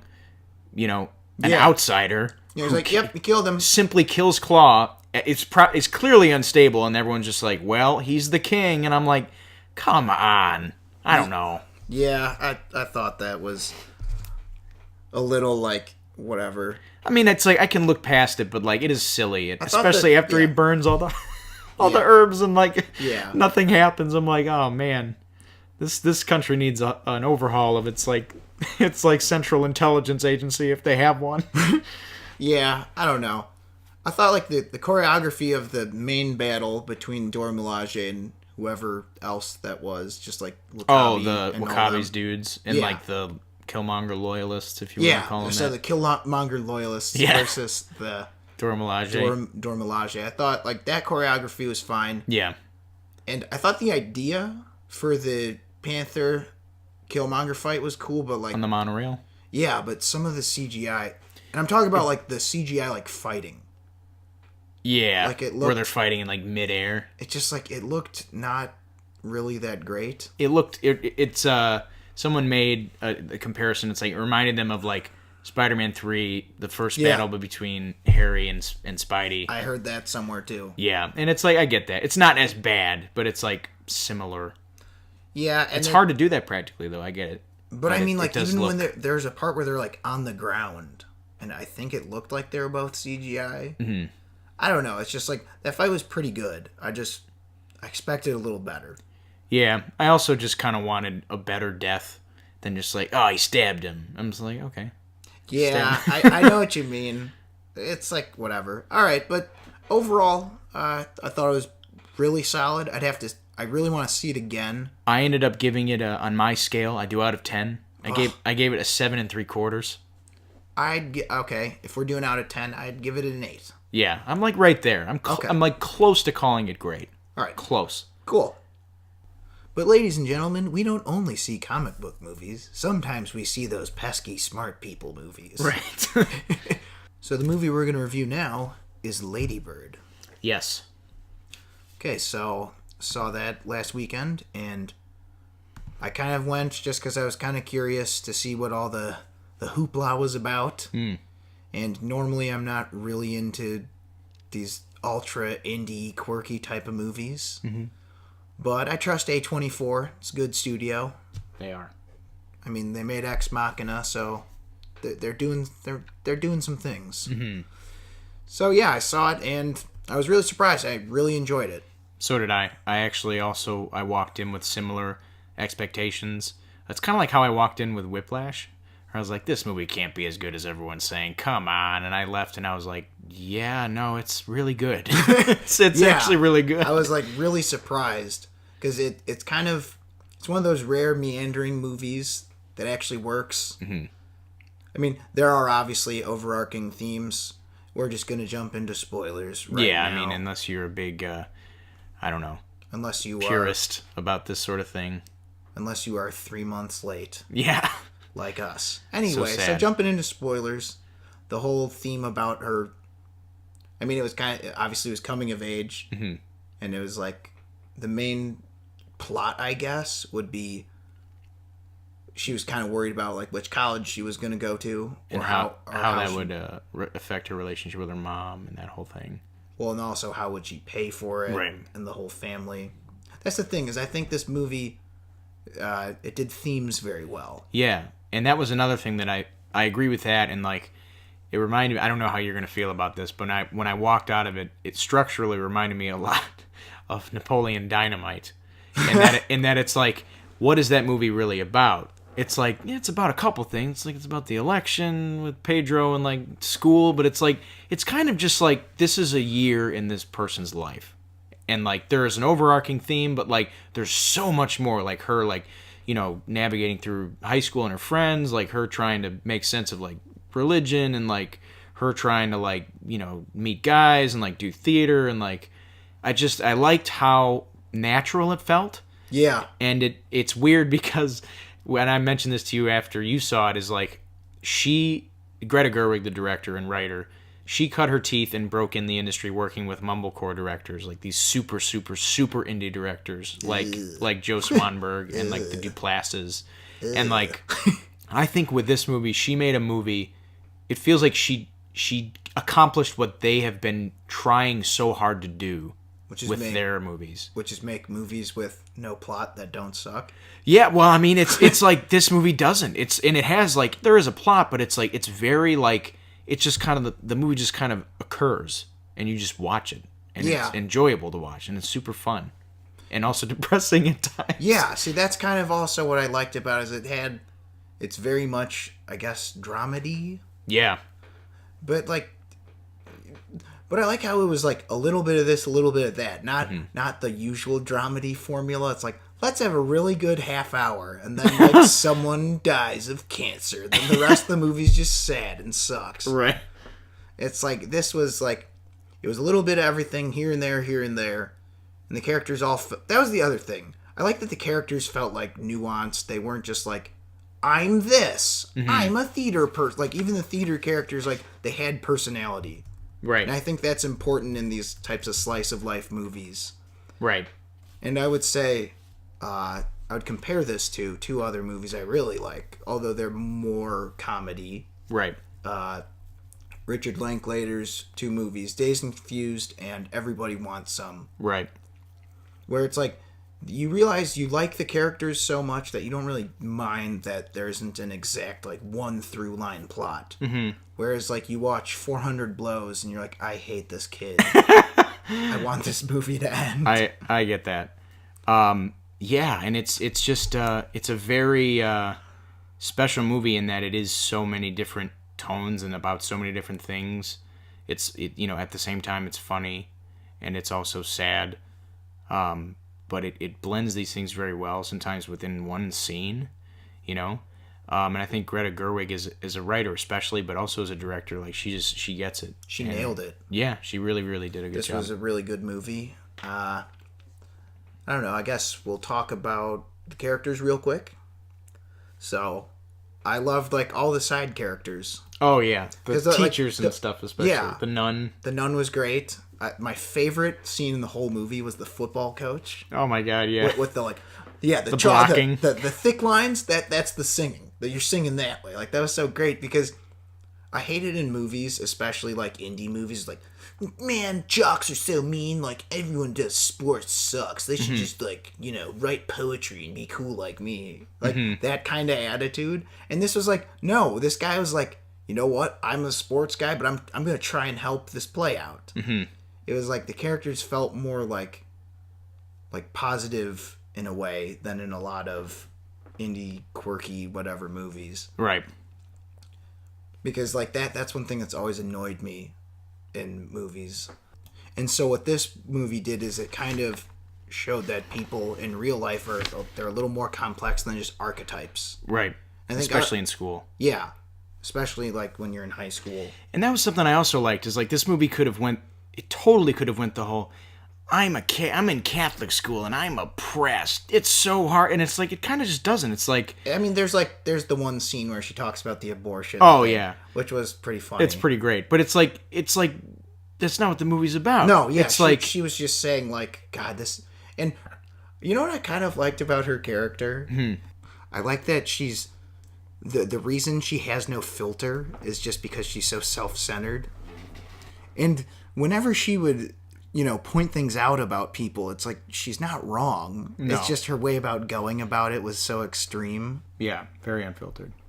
Yeah, and I think that's what I liked about her character the most, is that she's difficult, but it's for a purpose. Like, she's supposed to be a high schooler. She's supposed to be difficult, you know, and challenging to like, but she does have merits too. Yeah, and I think it's kind of funny is, again, I don't think she's completely aware of why she's right or wrong just yet. And I thought that showed with her, like, with the first boyfriend, it turns out, like, he's gay or whatever. And again, even that wasn't done in, like, a stereotypical way at all. No. You know, it was kind of done in a hilarious way. Yeah, it was kind of funny, and, like, his character felt very down to earth and whatever. And then, you know, she crosses out his name, and she's like, but this time it's real, when she meets the kid in the indie band. And at first I was like, man, I really don't like this character. He's really annoying. And then, of course, you realize that he's a huge hypocrite, and then she does as well. So, again, it's one of those things where sometimes she just needs time to, like, figure things out, and that's kind of the whole theme, is, you know, all in due time. So, yeah, what would you give it? I think I would definitely give it a 10. 10 out of 10? It was one of those that just, after seeing it the first time, I was kind of like, yeah, it's good. And I had to think on it more. I gave it a 9, and I was like, in time, that week that followed that screening, I was like, yeah, it's a 10. I kind of, like, I was just so amazed at how much I liked it. I knew I would also give it a 10. Perfect score. Indeed. As soon as I left that theater, I was like, wow, that's the one to beat so far this year. Really? Yeah. Oh, wow. Well, I'm right there with you on it. That's a perfect score if I've ever seen one. Damn. All right. So we move on to an observation that we've actually recently noticed. And it's the observation that the month of March in this year's film release calendar is actually pretty stacked. There's a lot going. It's got a lot going for it. Similar to last year's March, but there's a lot of movies that were kind of bummers. Yeah. I think there's a chance that could happen again. I don't know, but we'll find out. First up is Red Sparrow's coming out real soon. Yeah, I think next week, right? Yeah. You see the trailer yet? Oh, yeah, many times in front of a few movies. It looks like it could be something. Could be good. I think it could be pretty good. Good spy movie. Just don't be boring. Don't bore me. It might be. It could be. I don't know. I think it looks... I think it looks like a more realistic spy movie. It's not going to be like Jason Bourne-ish. Right. More Tinker Tailor Soldier Spy than, like, you know. I was thinking it kind of reminded me of Eastern Promises. Okay. I like that. Okay, so yeah, I think that could be pretty good. So that's coming out in a week. Yeah, I'm actually kind of excited to see it. All right, next is Gringo. Yes. This one I've seen the trailer for once, sadly, because it's a great trailer. I've seen it a couple times, and my reaction's been the same. I think this looks like a solid action comedy. Yeah, and I love me some Sharlto Copley in anything. Yeah. The dude is just hilarious. He was great in Free Fire. Oh, my God. That guy was a stitch. He's awesome, man. Yeah, I'm looking forward to that one. Charlize Theron. Yeah, and Joel Edgerton, directed by his brother. Oh yeah. The guy who did. You remember that short Bear and Spider? I don't think I've seen it. The one where like the dude's got the spider, or like I don't know. You got to see those. Those are fun. Okay. And then who's the star? David Oyelowo. Okay, so what else has he been in again? He was Martin Luther King in Selma. Okay.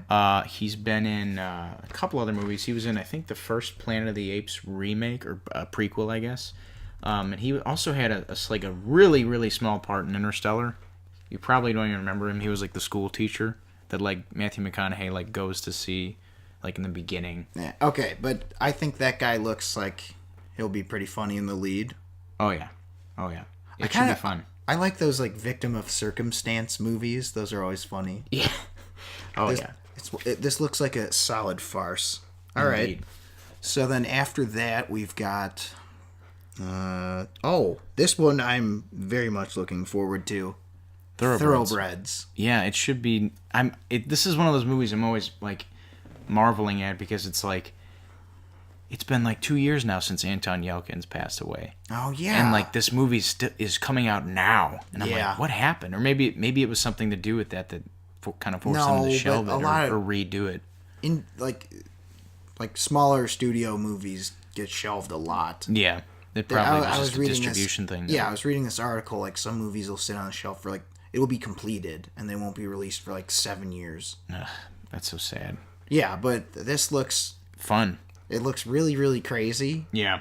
I kind of like these movies where it's just like Nihilism. Yeah, I like these a lot actually. Those like kind of movies where it just taps into like these are some sick people. Yeah. Oh yeah. It helps to see movies like this all the time that they come around. It's like I don't feel bad to laugh at this. Should I feel bad laughing at this? I love those though Yeah. because it's just like when you're with an audience, you're like, okay, like this is just goofy. It's just a movie. Yeah. You know, Robert, it just occurred to me. I remember seeing this trailer and really liking it, but I don't remember what it was about at all. Really? I just remember it had something to do with like high school kids wanted to like kill someone. Yeah, I thought it was like they had it out for the one girl's stepfather because he's just a real douchebag and like he has money or something. Okay, that sort of sounds familiar. But looks good though. I like the tone. If anything, the tone of it stuck out most, and that really was really fun. Okay, yeah. Okay, it kind of seems similar. That one movie, what was it called? Came out real recent. Tragedy Girls. Oh yeah. This kind of looks like it might be better. Like a more accessible version of it. I wouldn't say accessible. It's like Streamlined. Yeah, a little less over the top, I would say. Because Tragedy Girls was pretty like outlandish. Right. Moving on, we've got another horror movie, The Strangers Pray at Night. Yes. I saw the first one a long time ago. I don't remember if I like loved it. I thought it was pretty good, but I don't know what it is. This looks pretty great. Yeah, I haven't seen the first. I remember this is a sequel that's been in development for a really, really, really long time, and it's finally coming out in very soon. The trailer looks very, very unsettling. Yeah, I'd say that's the word. All right. And then probably the biggest one of the month is coming out after that, I'd say. Yeah. At least one of the most anticipated, which is Tomb Raider. And this is what 2, 3, 4. So this is 5. This is all in March. Yeah. Like I can't remember the last time because I'm for sure gonna see probably at least 3 or 4 of the total. But Same. yes, Tomb Raider. Again, there's a lot riding against it, a lot riding for it. Because it's like this director, I don't really know his work. I've seen some trailers and I wasn't super impressed. This writer, we don't know. We haven't really seen anything from her. That's the fun. But that's actually, you know what? You've just made me a lot more interested in this suddenly. Because Geneva Dwart Robertson. Yeah. So now we'll see if this is good, then that at least means there's a pretty good chance all the other stuff she's written will be pretty good too. Could be a good litmus test for who knows Silver and Black. I don't know. But I feel like there's a lot of things that could still ruin Silver and Black. That's true. Like the studio making it. Sony's like, well, we like this script, but what if it was worse? It's like, we like this too much. Yeah, I don't know. It's like we want to make money, but also piss off the audience. Yeah. But yeah, I think Tomb Raider, it has a lot I'm going to be looking for in it. I'm interested to see what the director's going to do with it, what the writer's going to do with the character. I like Alicia Vikander a lot. Yeah, see, that's the one thing that I'm pretty excited about is seeing her back in action. Yeah. Because she was in Man from U.N.C.L.E., which was, it was okay. Yeah. But it's just like, I've wanted to see her in something since. Like an action movie. Oh, yeah. And now we've got our chance. Will it break the video game curse? It could be, and let it be known that if it does, we have to say that a movie starring Daniel Wu did it. It was that one. Yeah? Oh, yeah. You know what? I'm looking forward to that. Oh, yeah. I'll be like, he and the rest of them did it. Alicia Vikander did it. Yeah. With Daniel Wu. With Daniel Wu. Man, that guy should be in more movies. Yeah. He's awesome in that horrible show that I like. What's it called? Into the Badlands. Yeah. It's like it kind of reminds me of a not as good version of those Saturday morning adventure shows like Hercules. Yeah. But yeah, I think that this has a better chance of being good than a lot of video game movies. Mm-hmm. Although, unfortunately, I'm being cautiously optimistic about this because we've been let down before. I said the same thing about Assassin's Creed, which I thought looked great, and it was not. Yeah, that's what I heard. Far from it. Real question, though, before we move on to the next movie. Mm-hmm. Will it be as good as Mortal Kombat Annihilation? No. It won't. It can't. You're right, because nothing can. Because that should be in the Library of Congress. It should. It should be studied. It should be studied. Anyway, moving on, we've got Flower with Zoe Deutsch. Yes, it's definitely an interesting looking movie. Adam Scott also in it. Yeah. Tim Heidecker is also in it. Well, you said the magic word. Now I'm interested. There you go. Tim Heidecker's there. I'm in. Oh, yeah. And it's directed by Fonzie's son, Henry Winkler's son. Or it's Max Winkler, I think is his name. Whatever. It's Winkler kid. Yes, one of the Fonzie's lovely spawns, man. You gotta respect. Okay. Yeah, so this looks like a pretty deranged dark comedy, but looks could be fun. Could be good. Yes. And you know what? I really liked Zoe Deutsch in, what was it? Everybody Wants Some? Yes, she was really good in that. So, glad to see her in another smaller, independent film. Yeah. No, but yeah, it looks pretty deranged and pretty funny. And speaking of darker comedies, we have another one right after that, which is Dear Dictator. Oh, yeah. And you know what's crazy? I just looked this up a couple days ago. The girl who plays the kind of awful best friend in, or not best friend, but in Lady Bird. In Lady Bird, yeah. What's her name again? In the movie or the actress? The actress. It's Odeya Rush. Yeah, and it was funny is the whole time, every scene she was on, I'm like, she looks really familiar from something. Right. And I realized I'd seen her from that trailer. Right. Dear Dictator looks amazing. I love me some pissed off Michael Caine. That's the other thing. I like some Harry Brown vibes. Dude, Harry Brown is an excellent movie. Have you seen it? No, but I remember seeing the poster, just like him walking away from an explosion in a trench coat. It's really good. Might be a good lead-in, good double feature with this flick. Who knows? Yeah, but that looks pretty funny, and I like the plot, honestly. Mm-hmm. Because, that's the one thing that, the smaller movies, they try and always emphasize, well, we do, different plots. It's like, yeah, but you do sucky different plots. This is, I don't know. To me, on paper, that sounds amazing, and the trailer looks really funny. Mm-hmm. Yeah, so moving on after that, we've got 7 Days in Entebbe. Speaking of dictators. Yeah. Get some, what's his name? Last King of Scotland guy, Idi Amin in there. Yeah, I can't remember exactly what this movie's about. It looks good though. It looks like it could be a good Zero Dark 30 type, maybe 71 even, where it's just this moment in history. Well, 71 though it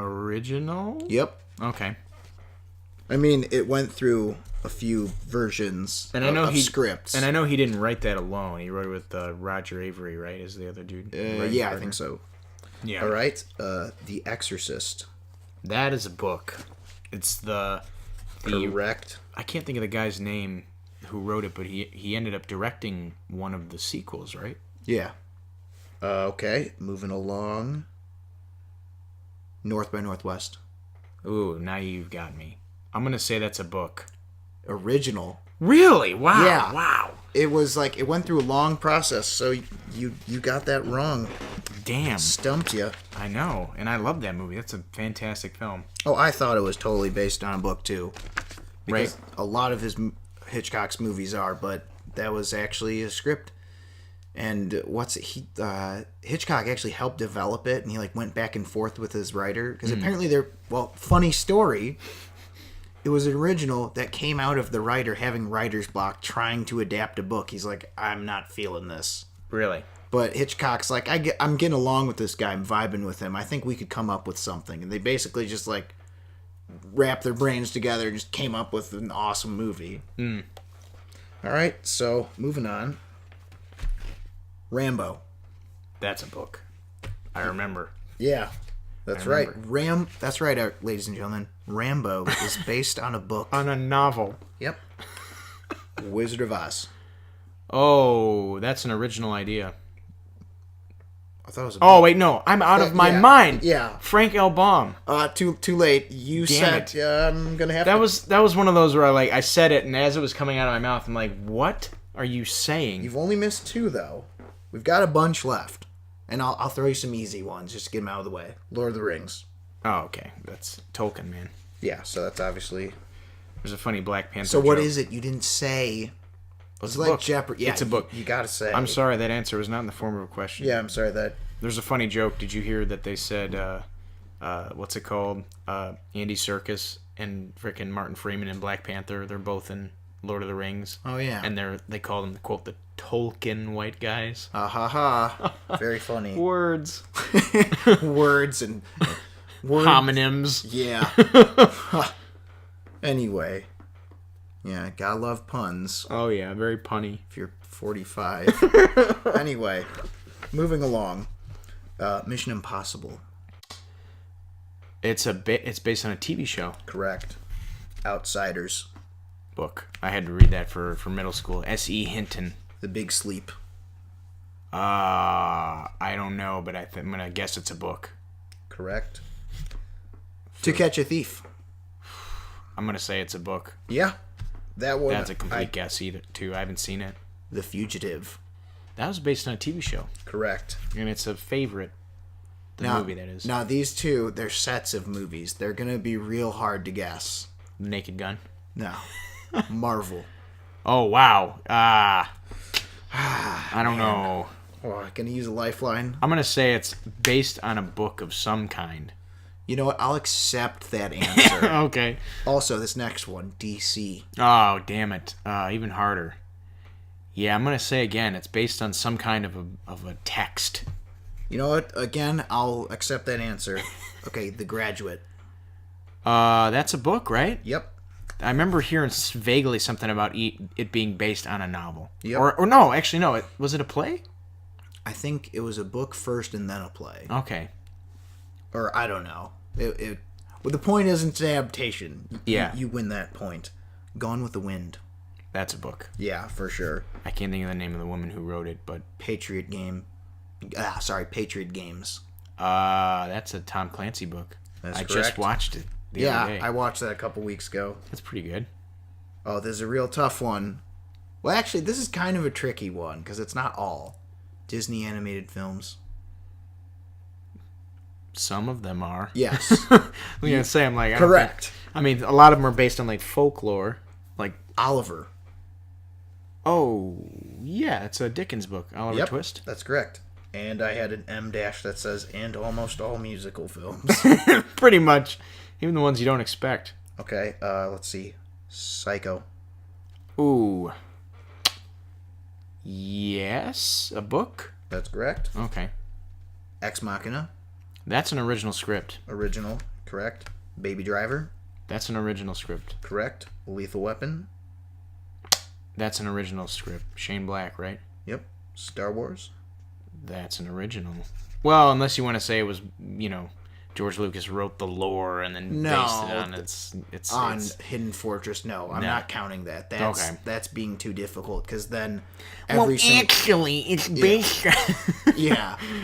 Getting super finicky about it. Yeah, that movie with two robots, it's totally those two human Japanese guys from the other thing. Yeah. Give me a break. I mean, no, I'm not saying that he didn't borrow elements. Like, I watched that in Japanese history class. Mm-hmm. And it's a pretty good movie. I liked it. Yeah. And there you can see similarities, but it is not like the exact same thing. Yeah. It's like, well, if that's the case, every movie ripped off, Hercules, the myth.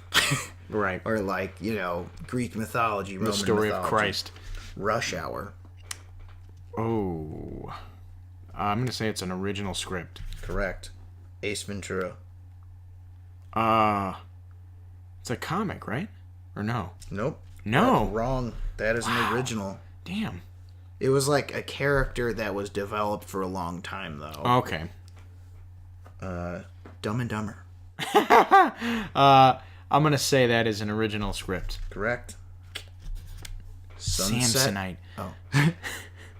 Sunset Boulevard. Is that a book? Wow. Oh, because Billy Wilder wrote it, right? Yeah, because he kind of wrote it about, like, God, Hollywood sure is awful and stuff. Yeah. Indiana Jones. It's George Lucas created it, right? So it's original? Correct. I was going to say they're comics and lore, but that didn't come till after. I got a real tough one. Uh-oh. RoboCop. Is that based on a book? Is that your final answer? Yes. Original. Wow. I know. I could not believe it because... I don't know why either. It's like, that would be one where, like, if you were to hear, like, it's based on a book, it'd be like, okay. So you missed 1, 2, 3, 4... looks like only 4 out of a bunch. That's not too bad. Yeah. No? Wait, did I ask you Jaws and Godfather? I know those are both based on books. Whatever. Peter Benchley and... Congratulations. Mario Puzo. You got a score of, a lot. And I win? Yes. Still nothing. You win nothing. Oh, here's another one. Actually, you've made it to the next round. Oh, damn. Okay. Oklahoma. Is it a book? Actually, it was based on a play, and here's the tricky part. So they were released simultaneously? No, you lose because this is a trick question designed to trick you.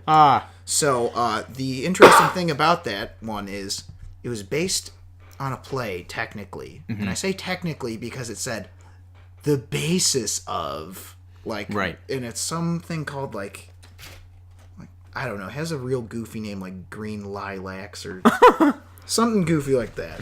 Okay. So you lost that one, but you have 2 chances to redeem yourself. This next, you've got 2 more. Mm-hmm. Certain biopics. Certain biopics? Is that a movie just an entire in genre? Yeah. Yeah. Yes, based on a book. Some of them, a lot of them. Sort of. You win that one. Okay. Kind of. Okay. Imperium. Oh, the Dan Radcliffe one? Yeah. You know, a funny fact. I worked on a TV show. My boss was the producer of that movie. Okay, cool. Answer the question. No, I'm going to say it's an original idea. Wrong. That was also a trick question. Oh, man. What is this, trick question round? No, it's not. Oh. It just happens that 2 of this round are trick questions. Oh. So it turns out that's based on a guy, Michael German. It's based on a number of his experiences. Okay. But the director... It's not a book. The director... Yeah, no, it's not a book, but the director and this guy, Michael German, co-wrote the screenplay. Okay. And it's based on a number of real interactions, but it's a fictional setting and characters. Okay. Really good movie. I saw it the other day. Nice. I'd give it a 5 out of 5. Well, if I ever see my friend who produced it, I'll let him know. Yeah, honestly. Anyway, in-betweens. Oh, fuck. Well, I just spilled the beans.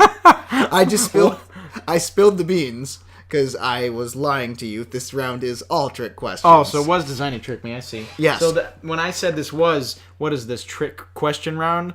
You're like, no, and I was like, right.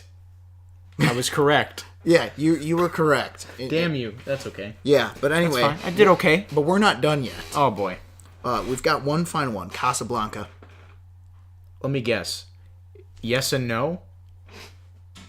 Okay, you know what? So, I'll give you this one since I cheated you. Yes, you are correct. Fair enough. Because it was an unproduced play.